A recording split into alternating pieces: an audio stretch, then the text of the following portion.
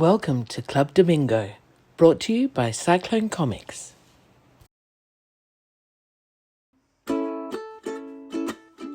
It's a bit like that, Gary.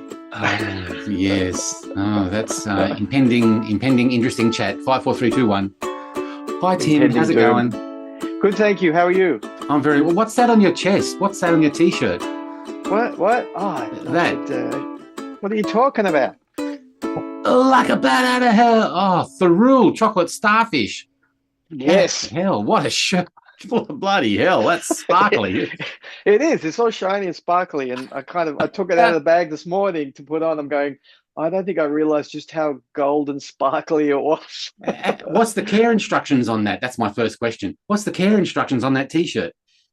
You've got a hell of a lot to learn about rock and roll, Gary. If you're worried about care instructions on your band T-shirt, on your what do you call it? Your tour T-shirt. Yeah, and you dropped in a Steinman lyric too. Very clever. That's right. Those who know. How does that go? If you know, you know. That's right. Yeah. So yes. you went down to Thirroul on the weekend and saw Bat Out of Hell. I did. Man, what an afternoon. I don't really put too much of this kind of stuff on socials anymore, but anyone who follows Anne Marie will probably. I was going to say Anne Marie does.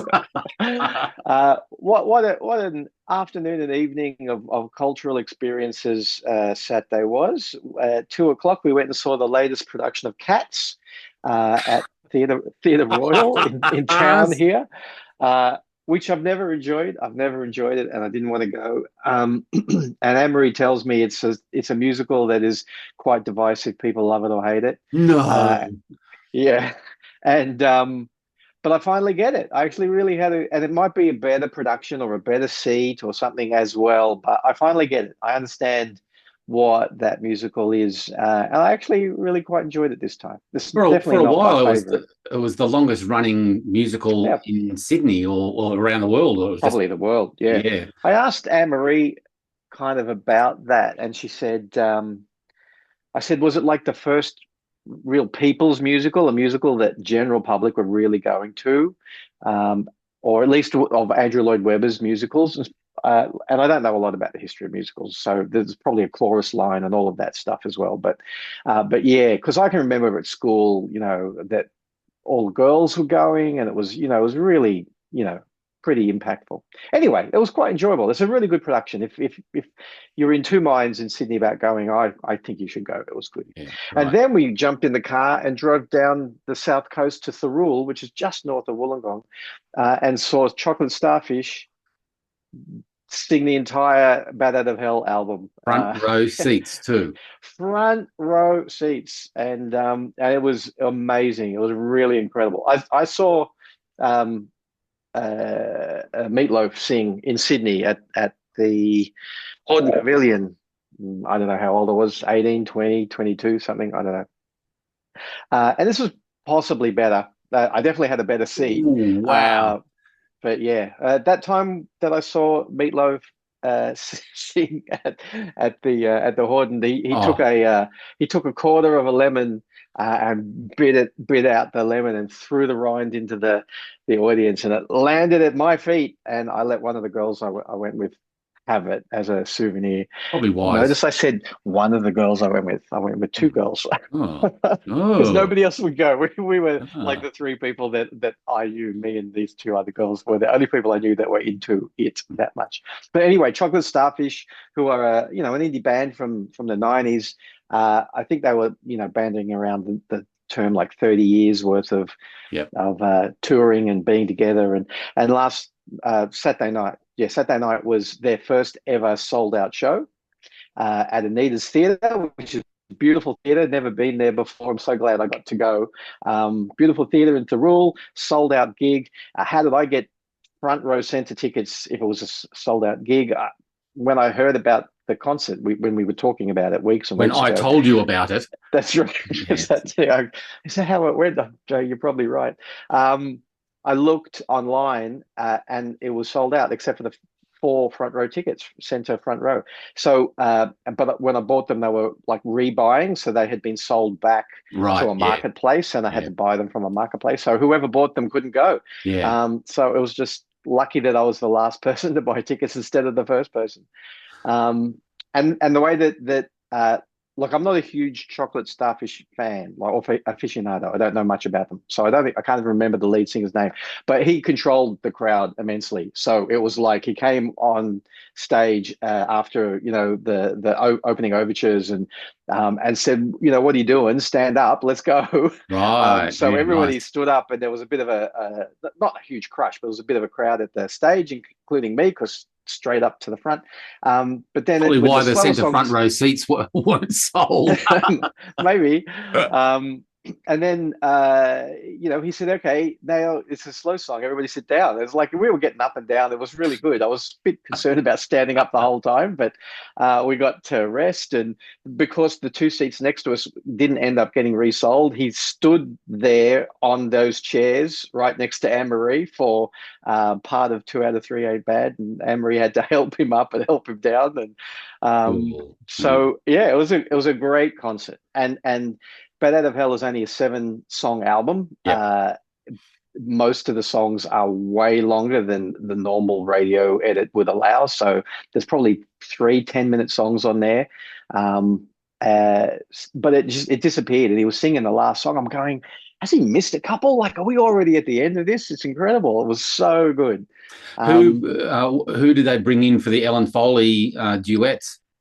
So it was Chocolate Starfish, and they Yeah. had 2 backup singers, Right. and one of those came and did the female duet and other stuff. And they had a 6-piece string section as well, which was nice. really cool.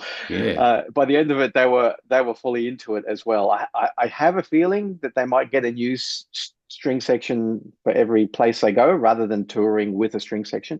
So I don't know if, like, my feeling was watching them that by a certain point they go, "Oh, I get what we're doing now," and they were really into it.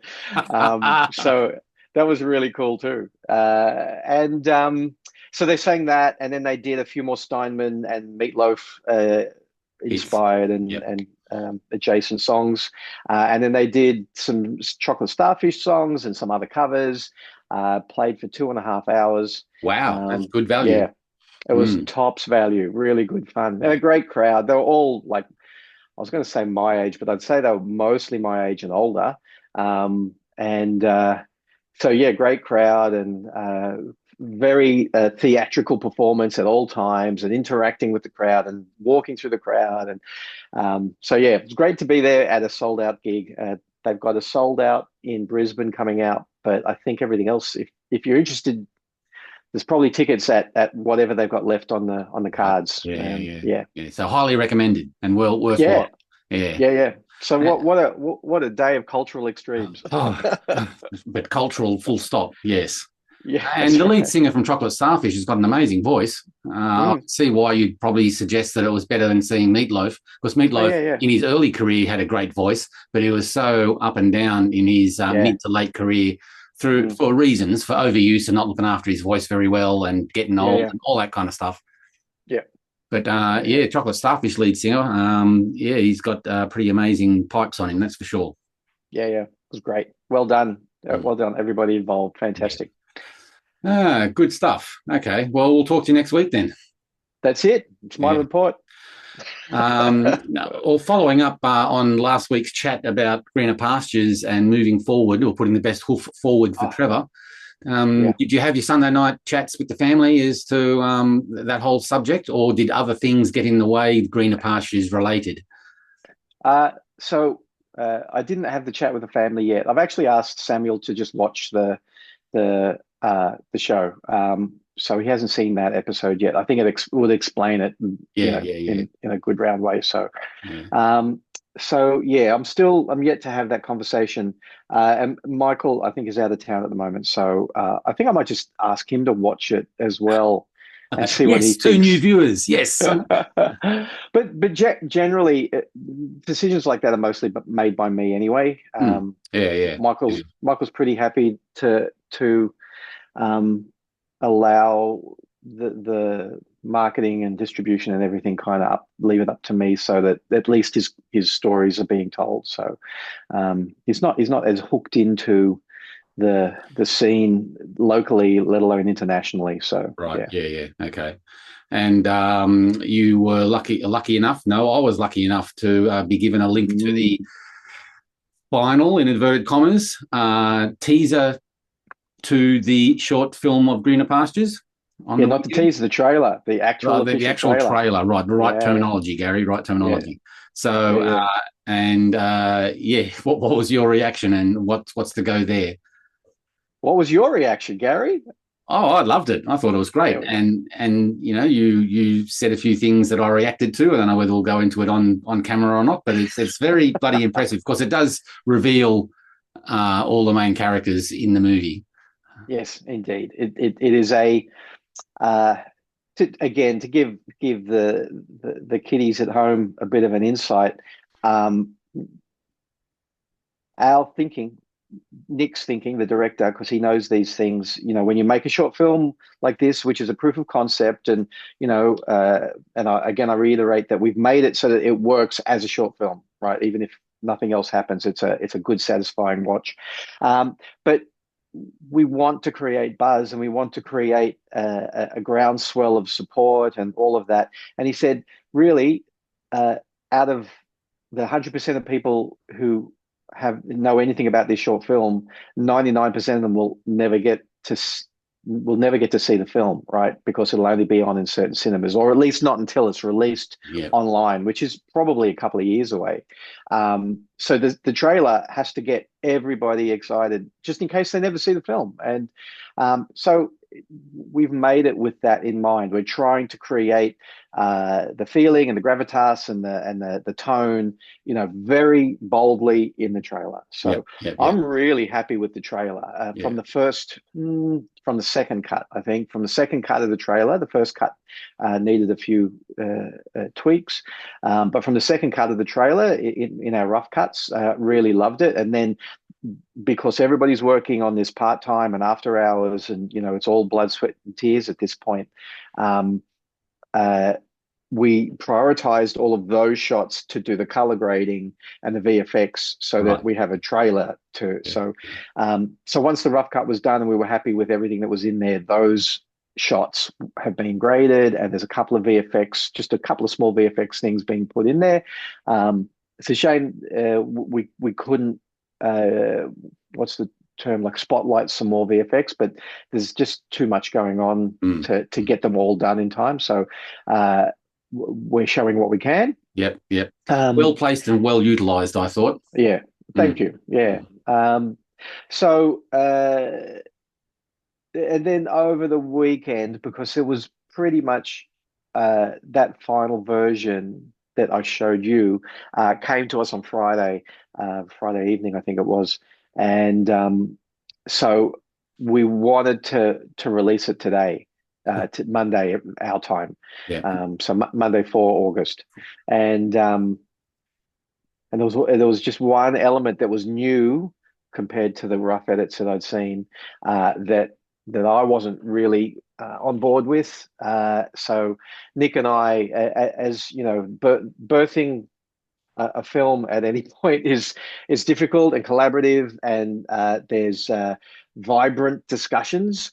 And boy, did we have some vibrant discussions yesterday. But I'm actually expecting the final. It's like when you make that Photoshop file or that InDesign file, underscore final, use this file. That's right.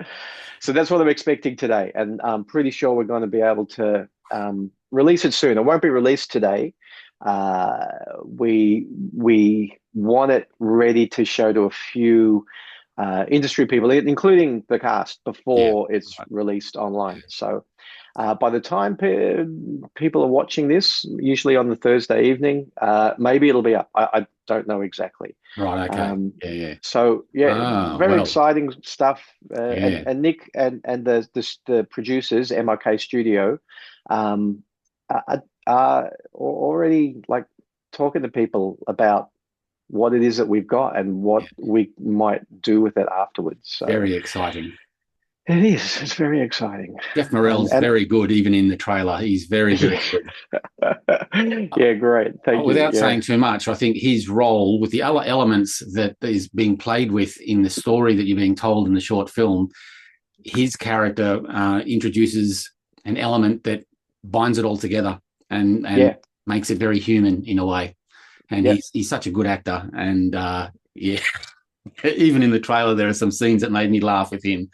I know he's on screen for a very short time in a trailer because there are other things to concentrate on, but he's very good. Yeah. Great. That's what we want.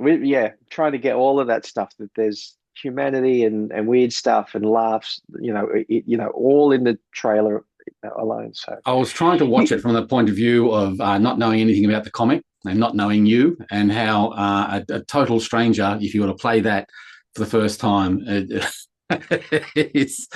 raise a few curiosity questions, that's for sure. Like, what the hell is this? Yeah, good. Okay, that's what a trailer is. So you don't think we're giving too much away either? No, I don't think so. No. I think you're putting enough cards on the table to generate interest, and if it's promoting a film, whether it be short or feature length, there would be enough interest there to go, no, I want to see what this is all about. This is all about. That's what we want. Yeah. That is a fear, and it's a fine line you've got to tread to almost give people a beginning, middle, and end in a trailer, so they feel satisfied and want more, but also don't give away too much. And it's like an entire lengthy section. Like if roughly the film is in 3/3, and there's like the whole final third is basically not even touched upon in the trailer. So Nick's a bit of a genius and put together something really great there. So it's come such a long way, and this is such a concrete step forward.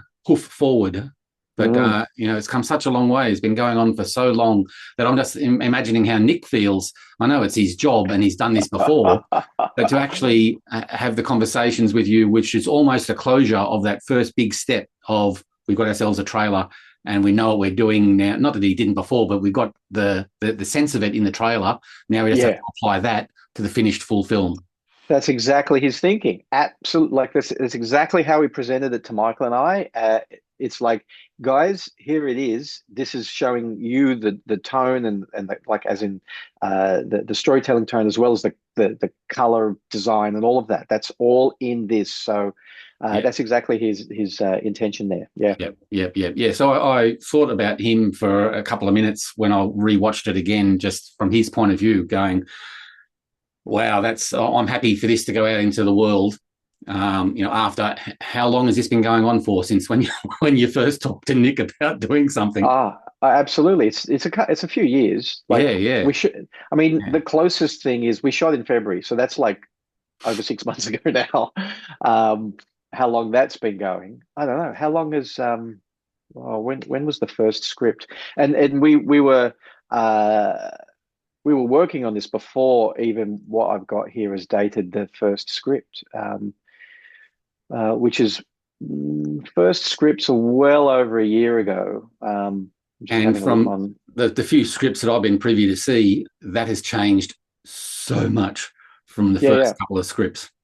Yeah, I've got in my scripts folder, I've got then 9 discrete folders of this version, the next version, the next version. And every version was quite different. Up until the end, the last 2 versions were pretty similar. But before that, we had extraordinarily different things happening. A very different Colleen, a very different character that Jeff plays.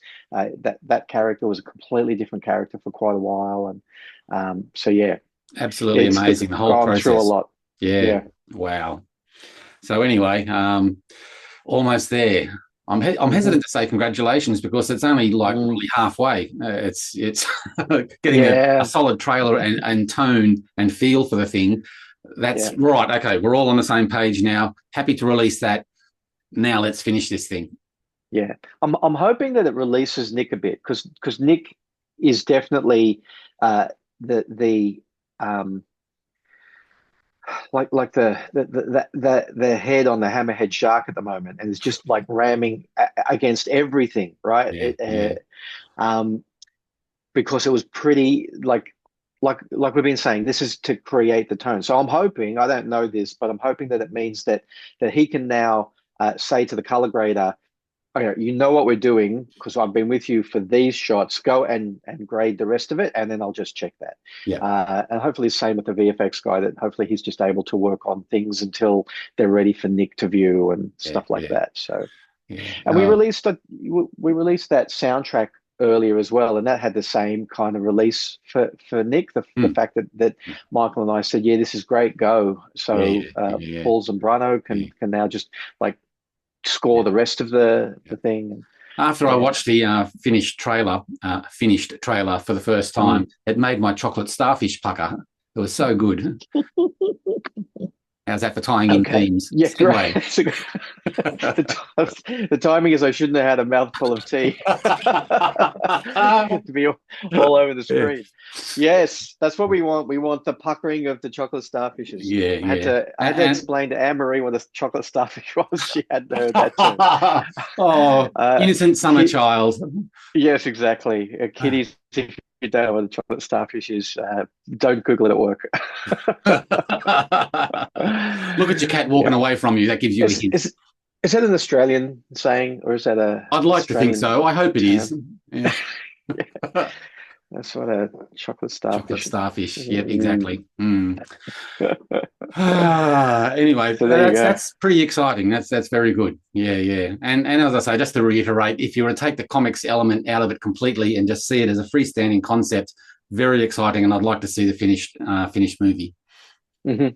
Yeah, Michael and I were, I say lucky, but whatever the term is right, extremely lucky that we came up with a concept that was really, I feel, pretty original and intriguing way back in the 90s when we first birthed Trevor as a comic strip. So I'm very certain that if we can convince someone to make a television show out of it, it will have broad appeal and would be a big success. Yeah. Yes. Oh, my mind is racing. So anyway, fingers crossed. Yes. So anyway, you had your conversations on the weekend, and there was a little bit of backwards and forwards, and the subject in question, which I think you had some doubts. I'm not going to say what it was or anything like that. But did you win your side of the case? And is Nick? You've gone all blurry. You moved, and now the camera's not focused on you. That's how I look. How you feel. It's compromise at all points. So we compromised, and I think well, a compromise is nobody's happy, but everybody's happy, and I think that's where we're at. Solomon decision. Yeah. So I can send you something once we're off air if you're interested to see what the outcome was of the discussion you and I had, and then Nick and I had, etc. Okay. Yeah, I'd be curious. I know I'm only going to be a couple of days ahead of the general public, but that's right. That'd be fun. Yeah, absolutely. You. Okay. Yeah. So speaking of a cultural weekend, and I know that we normally talk about these things post, and therefore we don't get people to get to the event, but it's because of fact that we don't want to do research. But this weekend in Sydney, we had Otherworld Zine Fair, where there's a huge amount of comics and zines, obviously zines, but lots of people with their comics selling there, which was great. So I didn't get to that one, but I've often tabled there, and I've gone to almost every Otherworld Zine Fair. And culturally and morally, I think it's a great thing. It took over from a zine fair that had some negative moral implications. So, and now it's hugely successful. Cool. So that was on this weekend in Sydney. In Brisbane, we had Comic Street, which I signed up for and then realized I really can't make it up there. So Comic Street was on this weekend, and my God, I really want to do that. If you don't know what Comic Street is, Samantha, she goes by the pen name of Mamath, Mamath, puts it on And as you and I know, if you put on anything, it just sucks all of your time. So grateful to Samantha for putting that on.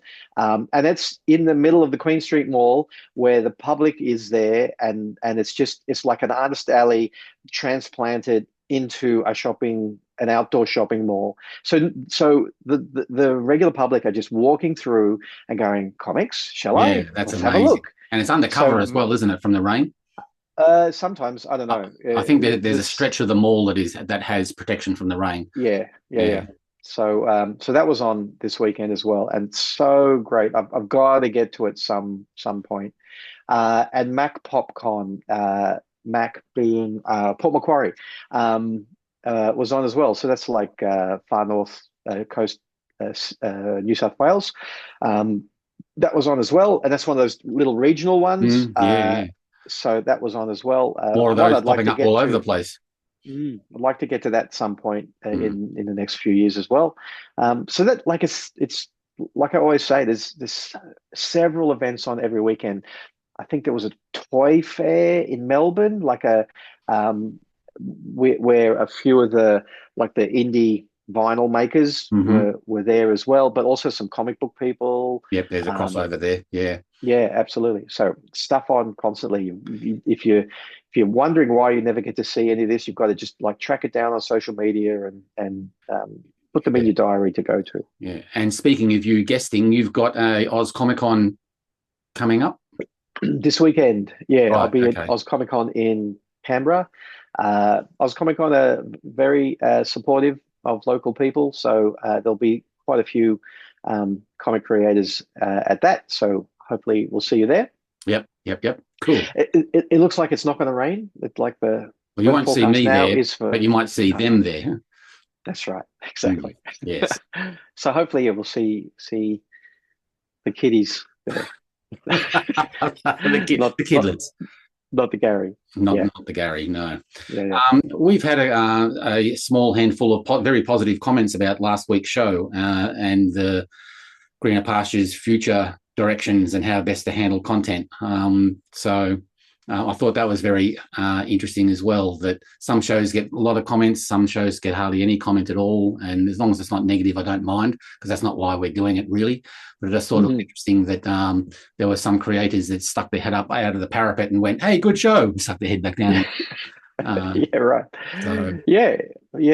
I think, I don't know if you were concerned, but I had concerns that a one subject so centric on me or my comic might have been a bit boring for people. But it sounds like it was striking a nerve for a few people. So that's cool. Right. Yeah, I think the hurdles and travails that you're going through overlap with a lot of other creators as well. So we should do that a bit more in the show. Is talk about the problems of publisher versus self-publishing, for example. We had a very short wind-up of that subject last week, and I don't know whether you want to continue it this week or have a bit more of a think about it before we reapproach that subject of self versus pitching. That'd probably be a good one. Definitely a good subject to talk about, but probably one that maybe I need to have a bit of a ponder about. I was going to say when we were just wrapping that up last week, and we didn't really talk about publishing versus self-publishing. I had one of my notes was pitch to me if you want to publish Green Pastures. I'm happy to hear from people. That'll help me figure out whether or not it's worth doing. Yeah. It does work the other way around. Yeah, you don't have to be a creator pitching to publishers. There are people who work for publishers that are looking for the next big thing all the time. Yeah. So check your email boxes. Check your inboxes. Yes, indeed. Exactly. Cool. I went to see a certain Fantastic Four film yesterday. Do I have to pull out my AirPods and stop listening, because I haven't seen it and I don't want any spoilers? No, well, I wasn't going to talk about the movie so much, which was very enjoyable, but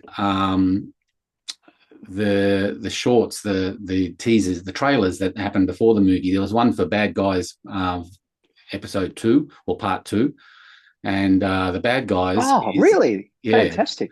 And because of our past association with the Ledgers, I had known about the Bad Guys series of children's graphic novels, and how it was produced by an Australian. But I don't think too many other people realise that. I'll get the name right here. It's Aaron Blabey. That's his name. And he's an Australian designer and actor as well. And he's done, I did a bit of a Google on the bad guys because I saw the trailer for the second film and it looked really good. And Christopher Downs thought the first one was fantastic as well. He went to see it with his daughter and stuff like that.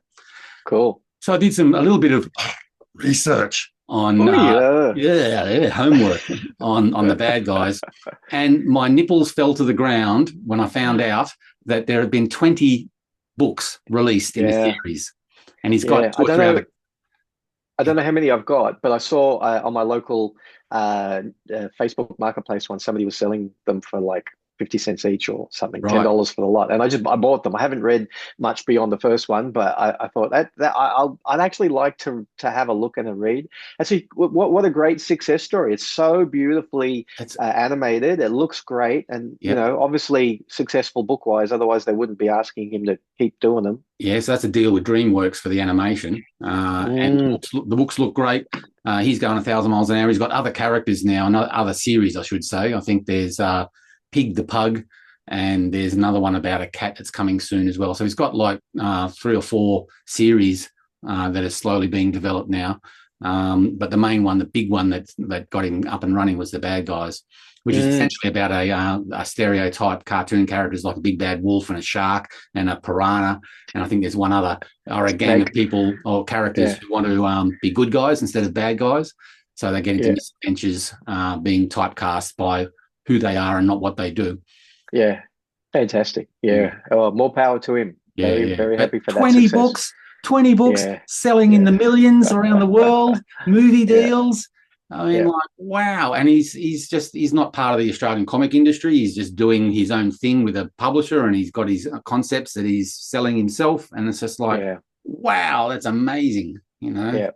Yeah, and a children's book series that's not written by a celebrity, you know, or not that that's a bad thing. We have been getting a lot of that lately. It's the only way to get a book deal like that now. Like if otherwise they're almost you know, almost no way that they'll talk to you about publishing. Yeah, that's I actually was I went to school with somebody who's kind of a bit of a celebrity, and he said to me that the published book publishers in Australia are constantly at him saying, write a book, Michael, write a book. You know, it'll definitely sell. Like, write it on anything. You know, write a children's book or a memoir or whatever you want. Yeah. So we were actually in talks about doing like a kids like a you know, one of those graphic novel hybrids for a little while. Me and him, so it didn't happen, but it's still on my long to-do list that if me, and I'm not going to tell you who on air, but if me and my his first name was Michael, and it didn't happen, so Michael Hutchins. And we know why that didn't happen. That's right. I did not go to school with Michael Hutchins. Speaking of Michael Hutchins, how about that hottest 100? Not happy, Jan? Oh, come on. I mean, like, really? The Ferris brothers and I go way back, and for them to get number one for that song, Shabu Shubar, I say, Shabu Shubar. I wrote to the family chat and then said, don't you go putting this online, because it was a bit of an old man rant. I can't see where it is now. But a family chat. Where is it? Just, you know, what a crock of shit, basically. Coming from an old man going, nah, that can't be right. Nah. I mean, I didn't participate, but I heard the social media flack afterwards. And all this I can is say. What I wrote. Oh, okay. I wrote, well, that hottest 100 is mostly bullshit, hey.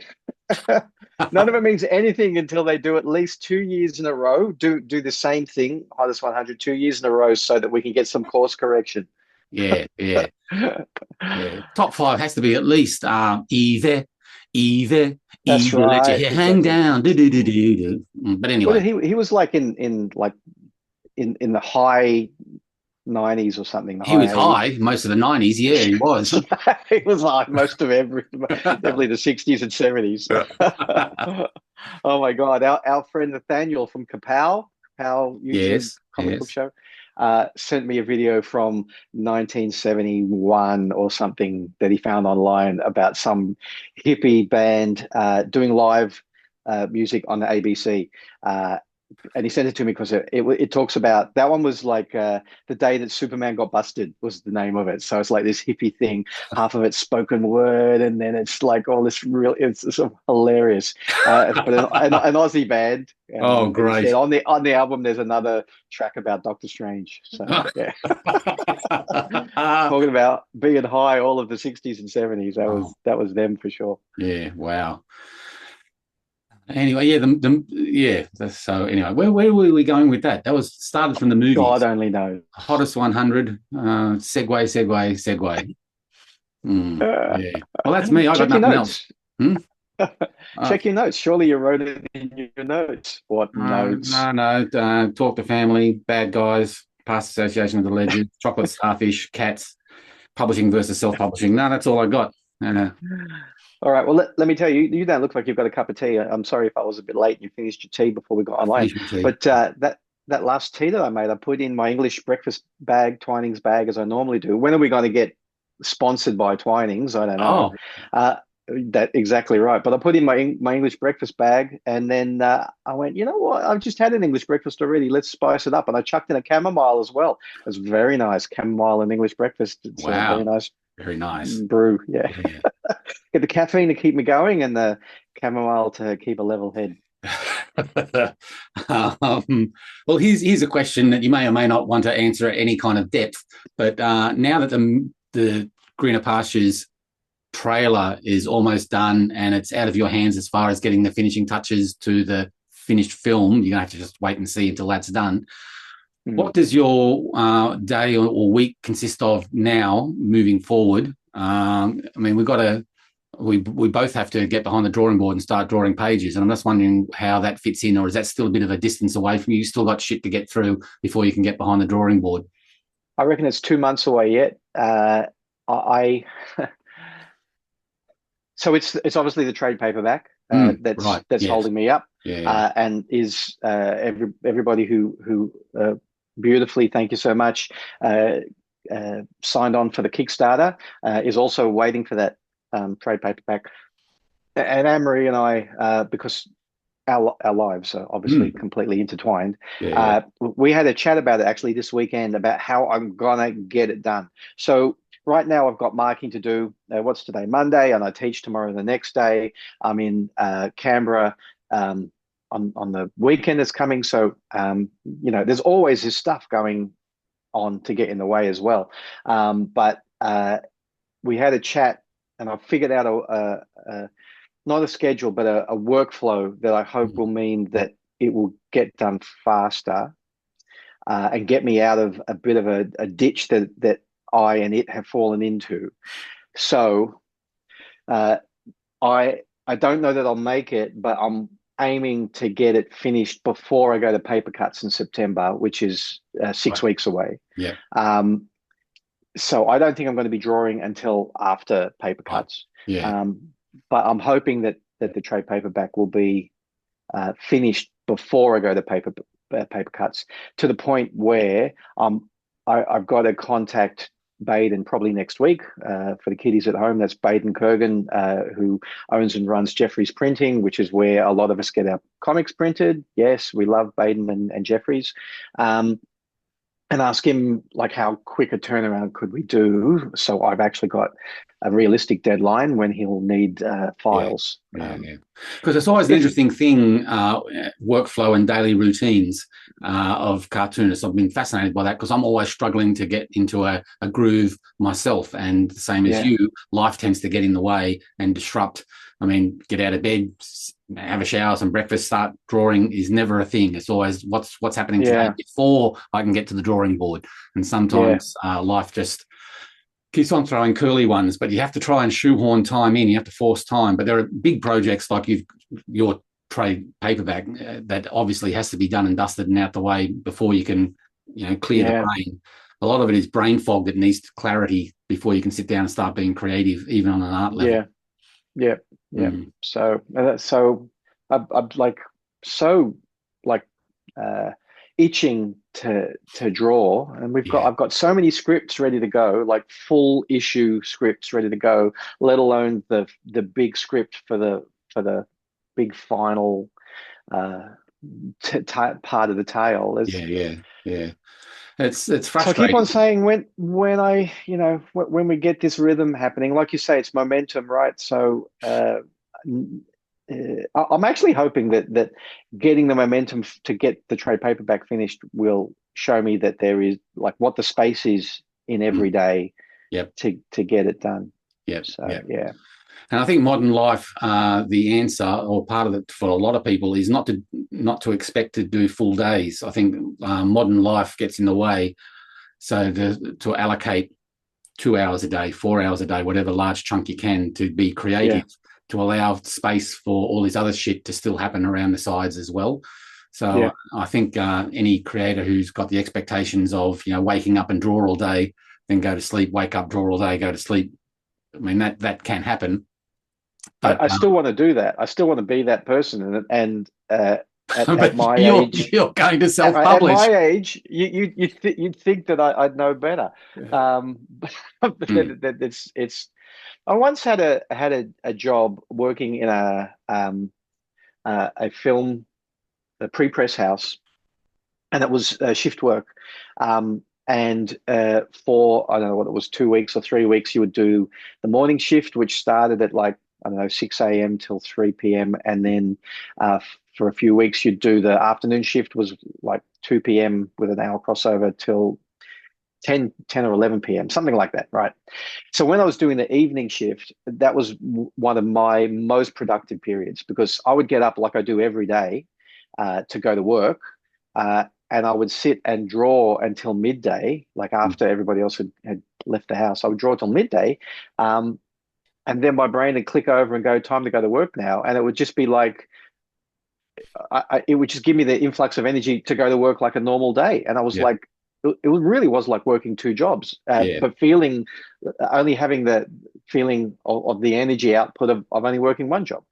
I mean, that being said, the reason why I took the job in the pre-press place was because it was pretty mindless and easy, and so that probably helped as well. But very, very hard on a day-to-day basis to do that. And like you said, being a self-publisher makes it all the harder. An interesting thing happened reading Don Simpson's Substack, which I've nearly caught up.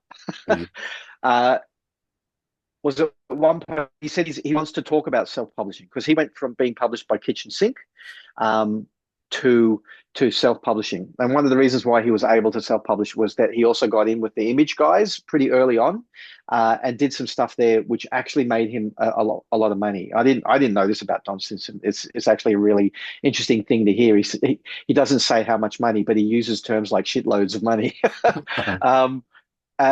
Because he did a crossover with Savage Dragon, and he did Splitting Image and a few things. So he actually made quite a bit of money from it. And he took that and he made his own imprint, Fiasco Publishing or whatever it was called. So I'm really interested to see what he talks about with that, because that was back in the day where it was a little bit more viable being a self-publisher compared to how he's going now, and all of that. That'll all be interesting. But one of the things he said one, you know, in a future post I'll talk about it, self-publishing, because as far as I can tell, it's not actually self-publishing. It's the really successful people are always a duo. And he said Dave Sim and Denny was there when it clicked over to being profitable. And he said Jeff Smith and Vijaya. I think he mentioned one other one as well, but it's I've seen a couple of things from Terry Moore from Strangers in Paradise, and his wife is also like the partner there. From what I can see, I'm interested to look into that. You know, for many years, and basically that it's a myth. It's a bit of a myth. This self-publishing, if it's just you, it's almost impossible. Right. Yes. Sorry, go ahead. No, I just was going to underline your point that, yeah, it is a myth. It's very hard to do it by yourself unless you've already got the machine rolling that's probably been set up by someone else or you on a small team. It's very hard doing it yourself. Yeah. I was going to say, actually, that for many years before I actually saw photos of who's Strangers in Paradise again? Terry Moore. Yeah. I actually thought there was a woman producing that series for many, many years, just because I think the name is spelt in an interesting way, Terry. Yeah. Where did I put my copy? I've been reading it off and on for the last few months, the first collection, because I'd never read it back in the day, and I know it's got a really good name. So it's really cool. It is a bit of a sitcom-y, rom-com-y, melodrama-y sort of thing. Beautifully drawn, few experiments, visual experiments in there. So, and I didn't realize how many pages there are to read, because that's only one volume of me. Yeah, that's a big spongy. Yeah. So, because I've been reading it off and on, rather than binging the whole thing, I'm interested to see how quickly I want to race out and buy the next one. Yeah. Because none of these things are cheap. It's like a $27 cover price, so that means it's $50 here in Australia. And I mean that's a good read for $50, but still $50 is. And the premise is about two friends or two flatmate friends that just get into a lot of adventures. Yeah, two lifelong friends, two women. I'm trying to see if there's a good large picture of the two of them, and it starts, with the motor running immediately. Like it's not a slow start. It starts, pretty quickly. And if you make out as if it's just a romance or a rom-com, you're kind of short selling it. There's quite a bit going on here beyond that. There's proper drama as well as melodrama, and some action, and thematically some interesting things going on as well. And really surprised. I look at things like that, and like Paul Chadwick's Concrete and Jeff Smith's Bone, and I go, well, what chance has Greener Pastures got to have a television show when like why hasn't anyone ever made a television show out of that? It's all there ready to go. But that's the vagaries of that kind of media, I think, with the agents involved, agents lowercase a and capital A as well. But the people, the people involved, it's really hit and miss as to what clicks and what doesn't. And I think you're in there is just as much a good a chance as anyone else is getting picked up. So keep on pushing. Plus, a lot of those people that you mentioned didn't go ahead and do a short film, did they? Well, that's true. I think someone like Jeff Smith is going to be creatively involved at the highest level, which is probably not what I'm going to be. So I think that is I think from the outside, it looks to me like Jeff has been the handbrake a couple of times and said, no, this is not good enough. Because it got pretty far here in Sydney at what was Animal Logic, Right. Something I've never asked Matt Hatton. The last time I saw Matt Hatton, I didn't bring it up because he would have the inside scoop there. I think he was working on it. Matt Hatton, we talked about him a few weeks ago, worked on issue 1 comics, etc. But storyboards and production design. Yeah. Pretty sure he was involved with the Bone pre-production at Animal Logic in Sydney. Nexus, I know that there are reasons. Yeah, Nexus is another project that was almost picked up at different stages with animation cartoon series that Steve was involved in doing some key illustration work for and some development work as far as, I think you can get a DVD of like their little test films and things like that. So that almost got picked up, got very close, but never happened. So, cool. Again, that would have been cool. Yeah, indeed. Very Hanna-Barbera, Space Ghost kind of vibe to it. Exactly what I pictured as soon as you said it. Yep, that's right. Yeah. So it's not the idea; it's the people involved in getting it made. I think it's very much that's the case as to because there is no reason why there's a hot half a dozen American independent comics that you sort of scratch your head going, well, why hasn't this jumped media from paper to film in some way, shape, or form? And it just hasn't. Yeah. some would be more difficult than others. Like I think a Love and Rockets TV show or animated show or movie would be very difficult to pull off, because it's such a comic book that's its home media, and I think it'll be hard to. It's not impossible, but it'll be hard to make that jump. Yeah, that's an interesting one, right? I think similar to Strangers in Paradise, it's like if they pulled it across pretty much verbatim to a different medium, television, moving pictures in some way, does it all of a sudden it's just not as interesting? Just not as interesting to look at. Would that be the case? Maybe, I don't know. It's an interesting point. I mean, Greener Pastures is a fantastical story. So regardless of the medium, there's going to be something interesting to look at. And that's not me saying that we've got an incredible concept. I'm just saying it's like the Fantastic Four or Superman. It's larger than life. But then you look at Love and Rockets, especially like once they started to put away the sci-fi aspects of it, and Strangers in Paradise, you go, well, maybe the fact that what's the they've just cancelled it again. Sex and the City. Yeah, Sex and the City, the recent version of that. Is it just Sex and the City? But why? Is it the exact same audience or? So, I don't know.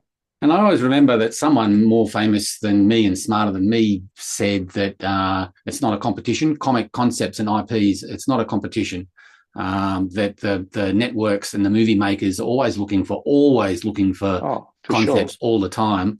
And even as a comic book, you're not in competition with anyone.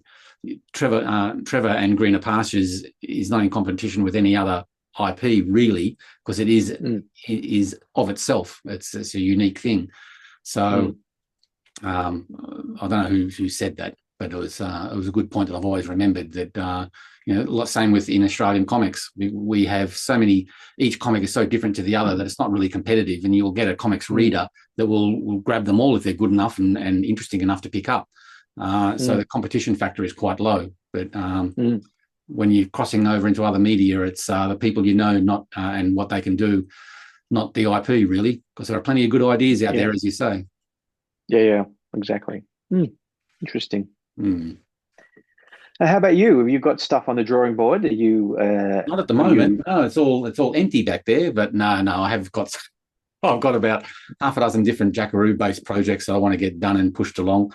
But I've got a couple of weeks off from my part-time Mona job at the moment, so I'm trying to get the final reading proof done of the Cyclone book that Daniel Best has written. I'm trying to put that to bed, so it's off my table and he can go and press the button and get that published and marketed and stuff like that. So I'm doing a new cover for that, and he's kindly allowed me to have a final read of the writer's proof. So I'm trying to buckle down and get that done. So it's off my desk and back with Daniel for a while. So brand new illustration for the cover? Awesome. All right. You don't want to give anything away about what that might be, because if you're designing the book now, right? So it'll be an integrated feel. The fact that the illustration will work perfectly with the.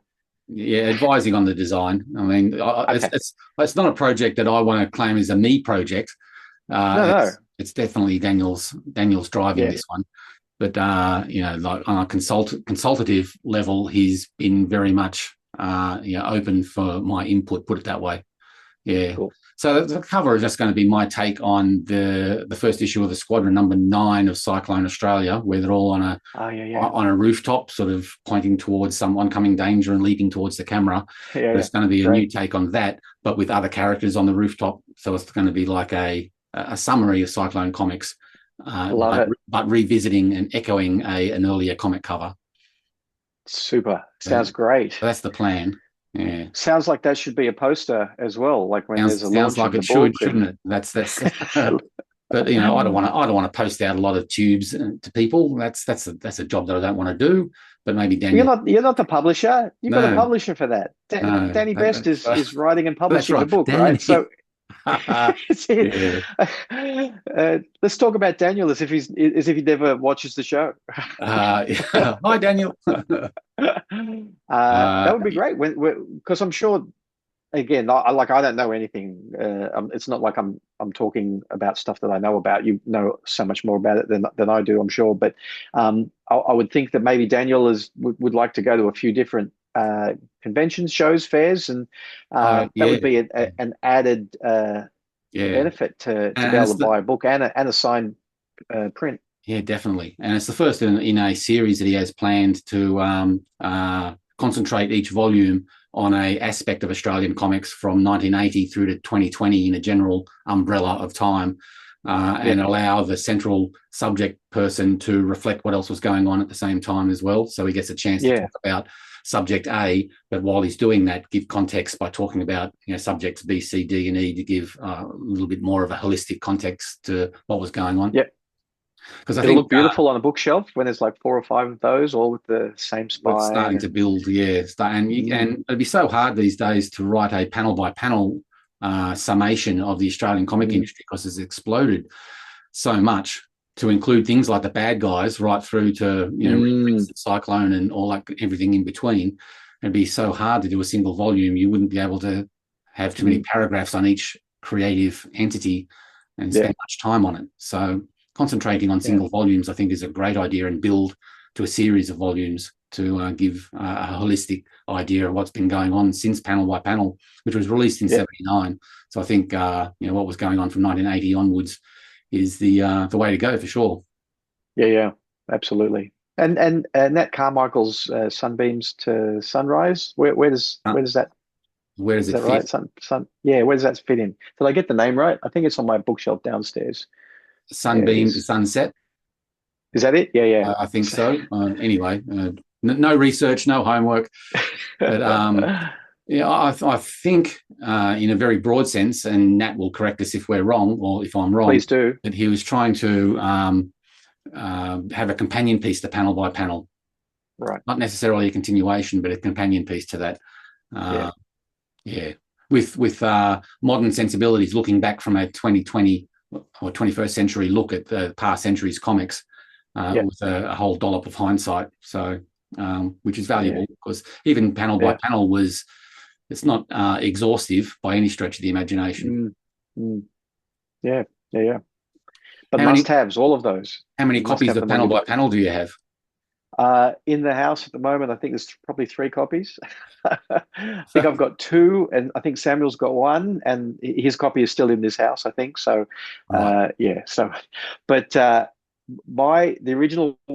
first time I read it, which is not that long ago, it was in the last 10 years or so. I haven't owned it for that long. It was originally owned by Wedge, editorial cartoonist. Right. Okay. What's his real name? That was his pen name. So there's the back, the glossary, not the glossary, in the back, the index in the back, where it says, look up a certain artist, they'll tell you what page. So he circled his own name, and he's got a couple of paper clippings in there from the newspaper about himself. And, so it's like a little bit meta that it was owned by somebody who, it's a really cool one to have. And I just picked it up in a secondhand bookshop. Right. Well, watch out. I'm not in focus again. You're drinking. Come on, camera. Is it sound activated? Oh, God. Anyway. But I don't think I've ever circled in an index of a comic book, hardcover about Australian comics. Circle. I don't. That's me. That's me. Yeah. I should have them in here. I guess I've got them downstairs in the bigger bookcase. I've got the how-to books here instead of those other reference books. But all must-haves if you're interested in the history of Australian comics, because it's been some really interesting ups and downs over the 100 and 150, 200 years, let's say. Shit, really? That long? I guess you're right, yeah. Yeah, between early bulletin cartoons and stuff like that,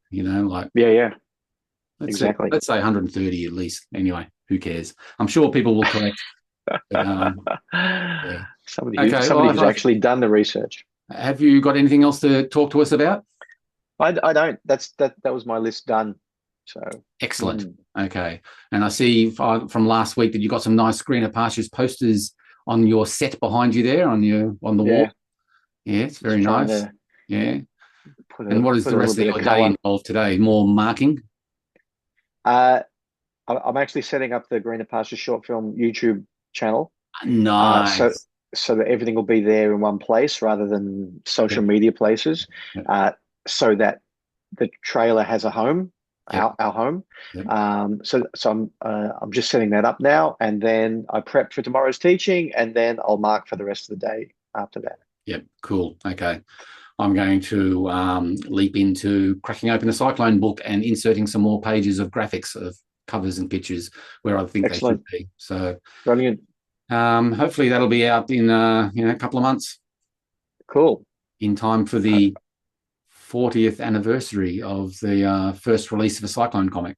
We'll see how. What is that? Has that got a date or like a? No, I think Daniel has nailed it down to a date in September, but I don't ask me what that is. I don't have. Brilliant. But anyway. Okay, we'll talk more about that when it's closer. Yeah. So wave goodbye to everyone, and I'll turn off the recording. Bye, everyone. Don't forget, Bat Out of Hell. Let's go.